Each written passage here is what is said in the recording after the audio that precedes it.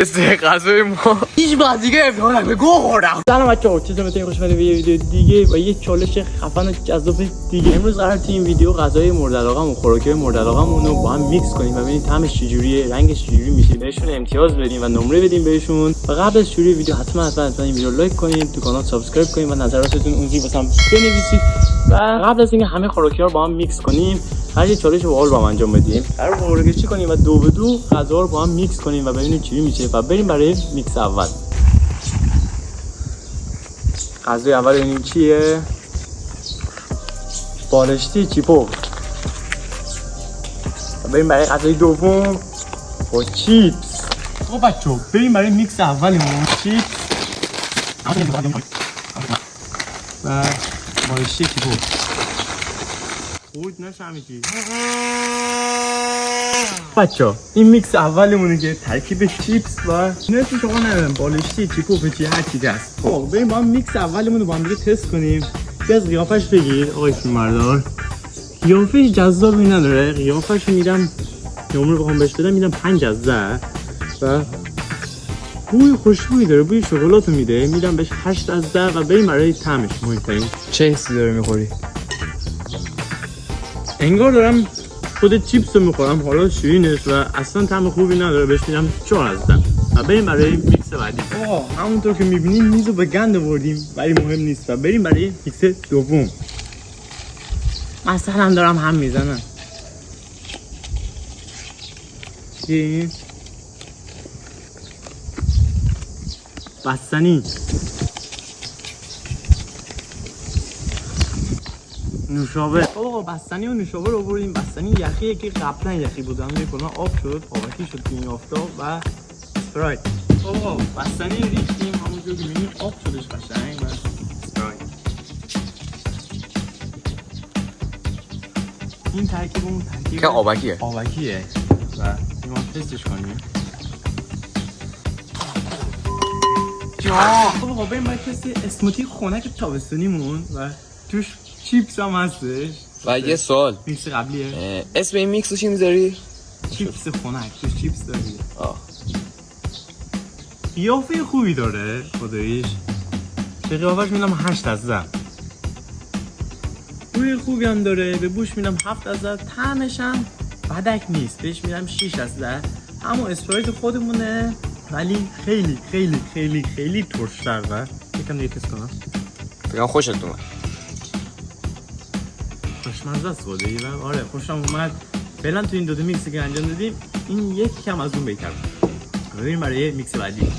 بابا سه تا بیشتر واسمون نموندش که یکی بیسکویته، یکی لواشکه و یکی پچ پچ.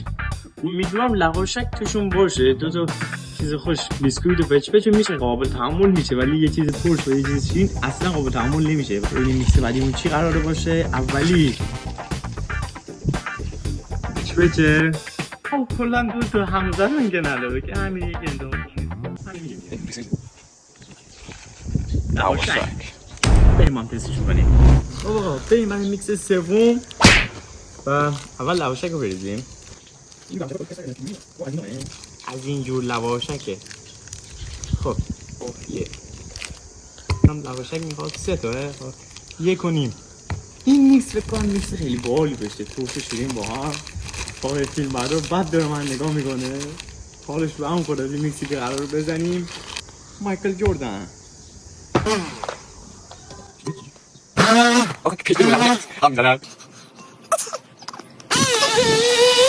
خب بیشتر از این نتونستم میکسش کنم و قشنگ میکس شدم با هم دیگه. ببینیم اینجا از نزدیک ظاهرش میدم 2 از 10. 2 هم زیاده، 1 از 10. بوی تریاک میده. به بوشم میدم 3 از 10 و من تستش عاشق جادویی قراره تست کنه این غذای بسیار بسیار خوشمزه رو. به سلامتی. بعد مزه نشد خدایی. چه مزه ایه؟ راستشو بگو. خداییش خوشمزه شد. نون و لواشک دارین میخورین. آره دقیقاً. به شما بگم مثل نون حلوا میخوری. نون لواشک طعم خوبی داره خدایی. بریم میدم 8 از 10 و بریم همه رو با هم میکس کنیم و ببینیم چه چیزی ازش قرار در بیاد و فکر کنم همه رو میکس کنیم چیز خوبی ازش در بیاد. آقا چیپس و اینا ریختیم توش، بقیه بعد نوشابه نمیزی. نوشابه عجب صدایی داره. نوشابه بهش اضافه کردیم. معلوم نیست تو شکم چی بشه. بیسکویت رو بهش اد میکنیم. چا بستنی یخی آبزاده رو بهش اضافه میکنیم. بستنی نیست با که چوب ما همش بزنم. اینجا کثیف قرقاتی. انگار بستنی فالوده. بریم با هم میکسشون کنیم و دلم واسه این همزن بیچاره سوختش. ولی اشکال نداره. حتی که همش نیست.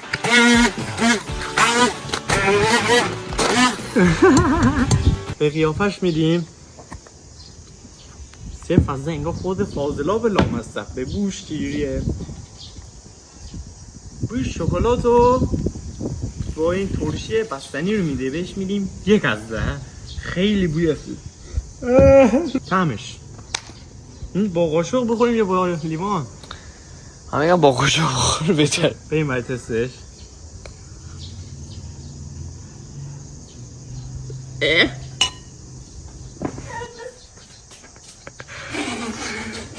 اینم از تست غذای ما. خب آقای فیلم بردارمون اومد تست کنه این غذا رو و من که بهش نمره 0 از 10 دادم. افتضاحی. از جلو واسهتون بگیرم و بریم برای تستش. آقای فیلم بردار چرا من بچه هستم دقیقا با ما غذا بخور. اول به بوش و رنگش اینه یه نمره بده. رنگشو میدم 1 خب و بوش یکم افتضاحه ولی همونم 1 دیگه. بو کن همونجا من بو کردم.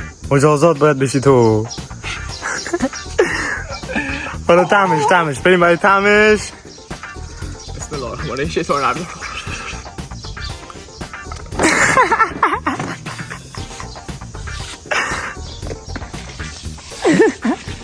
هیچ بازیگه ابداع نکنه. گو خوردم. خب آقا اگه از اینجور چالش دوست دارین حتما توی کانال سابسکرایب کنید و نظراتتون در مورد این ویدیو واسم بنویسین. این ویدیو خیلی تلفات داشت انصافا و فیلمبردارمون از اصلا یه فیلمبردار جدید گرفتیم و چی ناموسن بگیرم اینه.